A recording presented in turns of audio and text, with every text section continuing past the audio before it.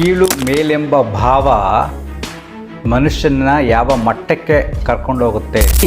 ನಾವು ತುಂಬ ಕೀಳಿರಿಮೆ ಬೆಳೆಸ್ಕೊಂಡ್ರೆ, ಹಿಂದಿನ ಕಾಲದಲ್ಲಿ ಶ್ರೀಕೃಷ್ಣ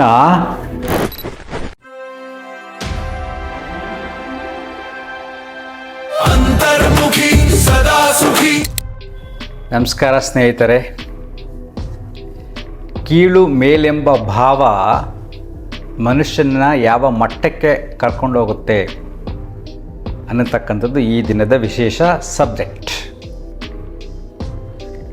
ನೋಡಿ, ದುರ್ಯೋಧನಿಗೆ ಅಹಂಕಾರ ಜಾಸ್ತಿಯಾಗಿ ಅವನತಿ ಆಯಿತು. ದರ್ಶನ್ಗೆ ಅಹಂಕಾರ ಜಾಸ್ತಿಯಾಗಿ ಪಾಪ ಜೈಲು ಸೇರಿಕೊಂಡು. ಅದೇ ರೀತಿ ನಾವು ತುಂಬ ಕೀಳಿರಿಮೆ ಬೆಳೆಸ್ಕೊಂಡ್ರೆ, ನನ್ನಿಂದ ಏನೂ ಮಾಡೋಕ್ಕಾಗಲ್ಲ, ನಾನು ತುಂಬ ಅಂದವಾಗಿಲ್ಲ, ನನಗೆ ಯಾವುದೇ ರೀತಿಯಾದ ಸಾಮರ್ಥ್ಯ ಇಲ್ಲ, ಬೇರೆಯವ್ರಿಗೆ ಹೋಲಿಸಿದ್ರೆ ನನಗೇನೂ ಅಲ್ಲ ಅನ್ನತಕ್ಕಂಥ ಭಾವವೂ ಕೂಡ ನಿನ್ನನ್ನು ಅವನತಿಗೆ ಹೇಗೆ ಕರ್ಕೊಂಡು ಹೋಗುತ್ತೆ ಅಂತ ಹಿಂದಿನ ಕಾಲದಲ್ಲಿ ಶ್ರೀಕೃಷ್ಣ ಕಥೆಯ ಮುಖಾಂತರ ಹೇಳಿದ್ದಾನೆ. ನೋಡಿ, ಪುರಾಣಗಳು ಮನುಷ್ಯನಿಗೆ ಕೆಲವಾರು ಚಿಂತನೆಗಳನ್ನು ಹಚ್ತವೆ. ಆ ವಿಚಾರಗಳನ್ನು ನಾವು ಮನನ ಮಾಡ್ಕೊಂಡು ತಿಳ್ಕೊಂಡ್ರೆ ಮನಸ್ಸು ಬದಲಾಗತ್ತೆ. ಈ ಕತೆ ಸರಳವಾಗಿದೆ, ಹೇಳ್ತೀನಿ ನೋಡಿ. ಕೃಷ್ಣನಿಗೆ ತುಂಬ ತಲೆನೋವು ಬಂದ್ಬಿಡ್ತು. ಅರಮನೆಯಲ್ಲಿ ಕೃಷ್ಣ ರಾಜ ಅಲ್ವಾ, ತಲೆನೋವು ಜಾಸ್ತಿ ಬಂದು ತಲೆಗೆಲ್ಲ ಬಟ್ಟೆ ಕಟ್ಕೊಂಡು ಒಂಥರ ಕಣ್ಣೆಲ್ಲ ಕೆಂಪಗಾಗಿದೆ, ಸುಸ್ತಾಗಿ ಮಲಗಿದ್ದಾನೆ. ಅಷ್ಟೊಂದು ತೀವ್ರವಾದ ತಲೆನೋವು. ಮಾಮೂಲಿ ಆ ರಾಜ ವೈದ್ಯರು ಎಲ್ಲವನ್ನು ಟ್ರೀಟ್ಮೆಂಟ್ ಕೊಟ್ಟರು, ತಲೆನೋವು ವಾಸಿ ಆಗಿಲ್ಲ. ಸೊ ರುಕ್ಮಿಣಿ ಸತ್ಯಭಾಮ ತುಂಬ ತಲೆ ಕೆಡಿಸ್ಕೊಂಡ್ರು, ಏನು ಮಾಡೋದು, ಹೇಗೆ ವಾಸಿ ಮಾಡೋದು ಅಂತ. ಅಷ್ಟರಲ್ಲಿ ನಾರದ ಮಹರ್ಷಿಗಳು ಅರಮನೆಗೆ ಬಂದರು.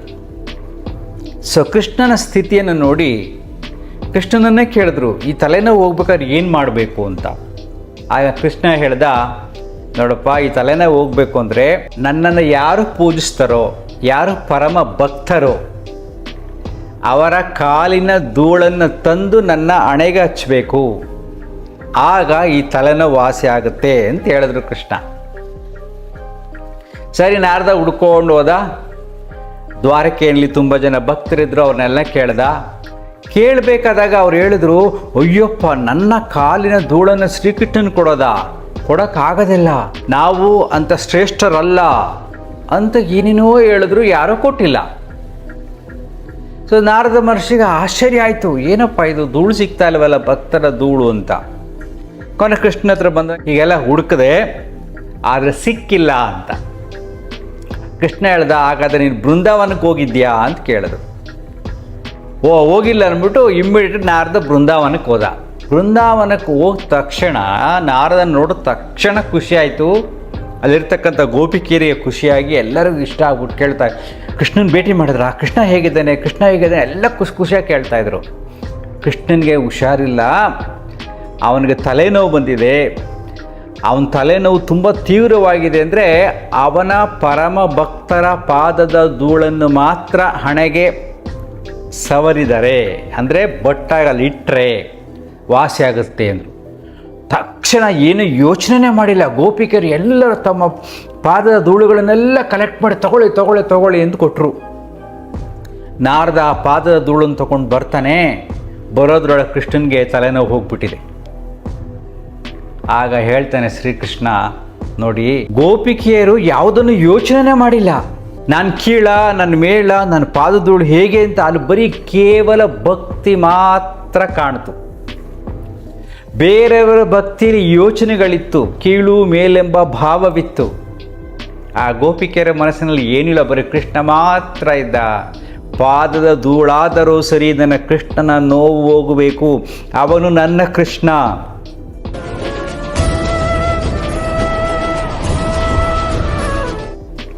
ನಾನು ಪೂಜೆ ಪುರಸ್ಕಾರಗಳನ್ನು ಮಾಡಬೇಕಾದ್ರೆ ಹೀಗೆ ಮಾಡಬೇಕು ಅಂತ ಏನೇನೂ ಇಲ್ಲ, ಭಾವ ಮುಖ್ಯ.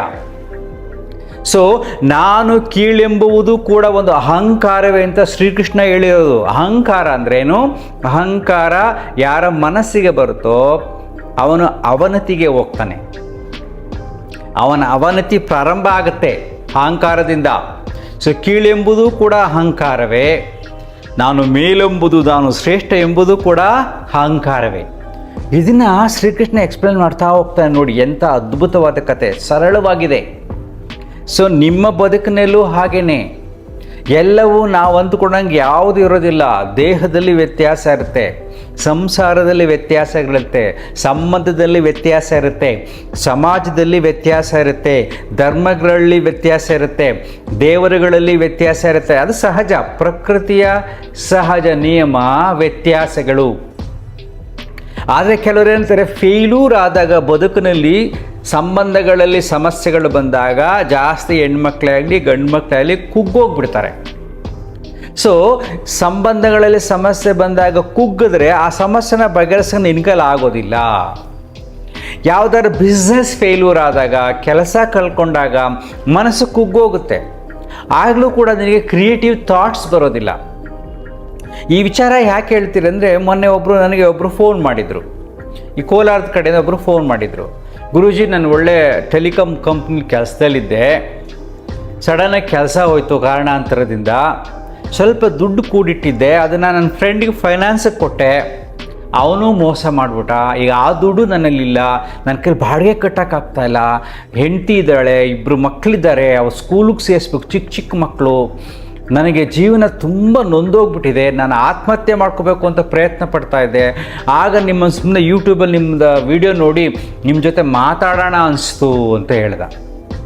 ನೋಡಿ ಎಷ್ಟೊಂದು ಮನಸ್ಸು, ಅದು ಸೀರಿಯಸ್ ಪ್ರಾಬ್ಲಮ್. ಕೆಲಸ ಕಳ್ಕೊಂಡಿದ್ದಾನೆ, ಹಣ ಕಳ್ಕೊಂಡಿದ್ದಾನೆ, ಬಾಡಿಗೆ ಕಟ್ಟಬೇಕು, ಸಂಸಾರ ಮಾಡಬೇಕು, ಓಕೆ, ಜೆನ್ಯೂನ್ ಪ್ರಾಬ್ಲಮ್. ಆಗ ನಾನು ಅವನಿಗೆ ಕೇಳಿದೆ, ಆಯ್ತಪ್ಪ ನಿಮ್ಮ ಹಳ್ಳಿ ಕಡೆ ಎಷ್ಟು ಜಮೀನಿದೆ ನಿನಗೆ ಅಂದೆ. 2 ಎಕರೆ ಇದೆ ಅಂತ.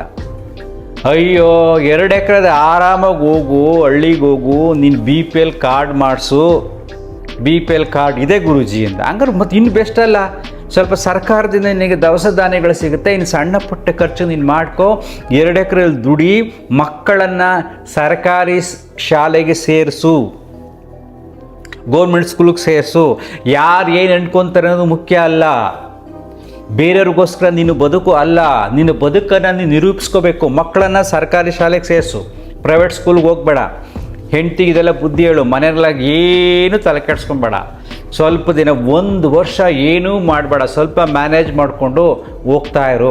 ಸ್ವಲ್ಪ ದವಸ ಧಾನ್ಯಗಳನ್ನು ಬೆಳಿ, ನೀನು ವ್ಯವಸಾಯ ಮಾಡು, ಆಮೇಲೆ ಕೆಲಸ ಹುಡುಕು.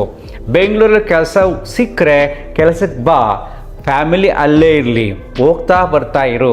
ಆಮೇಲೆ ಸೆಟ್ಲ್ ಆದಮೇಲೆ ಸ್ವಲ್ಪ ಸಂಬಳ ಜಾಸ್ತಿ ಬಂದಮೇಲೆ ಫ್ಯಾಮಿಲಿನ ಕರೆಸ್ಕೋ. ಇದು ಬದುಕಿನ ಹೋರಾಟ. ಆ್ಯಕ್ಚುಲಿ ನೀನು ವೆರಿ ಲಕ್ಕಿ, ನಿನಗೆ ಹಳ್ಳಿನಲ್ಲಿ ಒಂದು ಮನೆ ಇದೆ, 2 ಎಕರೆ ಜಮೀನಿದೆ. ಇಂಥವ್ನು ಯಾಕೆ ನೀನು ಆತ್ಮಹತ್ಯೆ ಮಾಡ್ಕೊಳಕ್ಕೆ ಹೋಗ್ತೀಯ? ಬಟ್ ಅವನ ಚಿಂತನೆ ಏನಿದೆ, ನಾನು ಹಳ್ಳಿಗೆ ಹೋಗ್ಬಿಟ್ಟು ಅಲ್ಲಿ ಇರೋಕ್ಕಾಗೋದಿಲ್ಲ, ನನ್ನ ಮಕ್ಕಳನ್ನ ಒಳ್ಳೆ ಸ್ಕೂಲ್ಗೆ ಸೇರಿಸ್ಬೇಕು, ಮಕ್ಕಳು ವಿದ್ಯಾಭ್ಯಾಸ ಕೊಡ್ಸೋಕ್ಕಾಗಿಲ್ಲ, ಜೀವನ ಮಾಡೋಕ್ಕಾಗಿಲ್ಲ, ನೀನು ಸಿಟಿಲಿ ಏನು ಮಾಡದೆ ಹಳ್ಳಿಗೆ ಬಂದುಬಿಟ್ಟಿದೆ, ಆಡ್ಕೊತಾರೆ. ಬೇರೆಯವರ ವಿಚಾರಗಳ ಬಗ್ಗೆ ನೀವು ತಲೆ ಕೆಡಿಸ್ಕೊಳ್ಳೋದು ಬೇಕಾಗಿಲ್ಲ.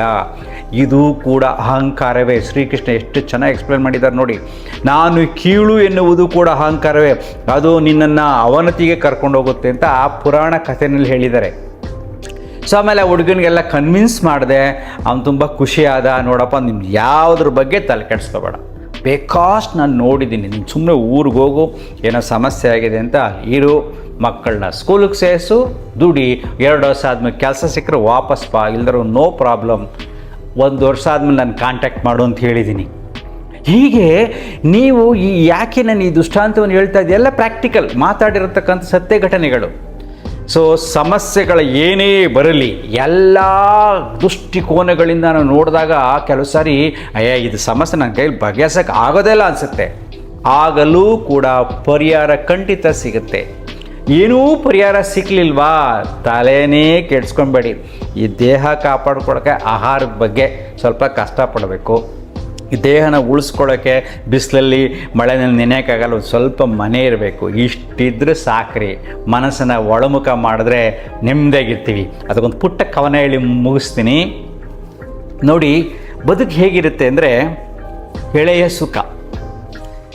ಸುಖ ನಟ್ಟ ನಡುವಿನಲ್ಲಿ ನೆತ್ತಿಯ ಮೇಲೆ ನಿಂತ ನೇಸರ ತಂಪ ನೀಯುವನೆ, ಮಧ್ಯಾಹ್ನದ ಬಿಸಿಲಲ್ಲಿ ನೀವು ನಿಂತಿದ್ರೆ ಹೊರಗಡೆ ಆ ಬಿಸಿಲು ತಂಪಾಗುತ್ತಾ?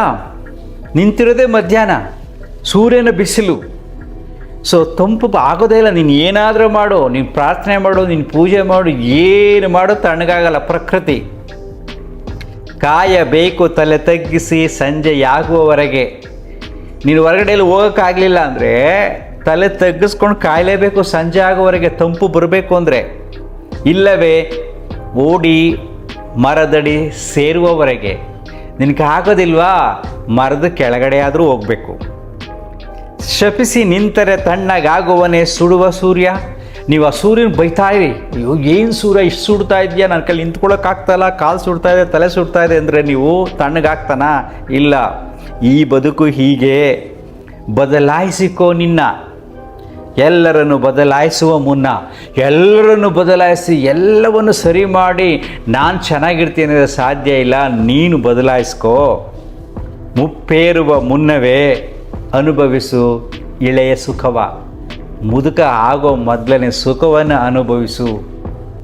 ಹೀಗೆ ಜೀವನ ನಿರೂಪಿಸ್ಕೊ. ನೀನು ಎಲ್ಲರನ್ನೂ ಬ್ಲೇಮ್ ಮಾಡ್ಕೊಂಡು ಬೈಕೊಂಡು ಕುಳಿತುಕೊಂಡಿದ್ದ ನೀನು ಸುಖವಾಗಿರೋಕ್ಕೆ ಸಾಧ್ಯ ಇಲ್ಲ ಅಲ್ವಾ?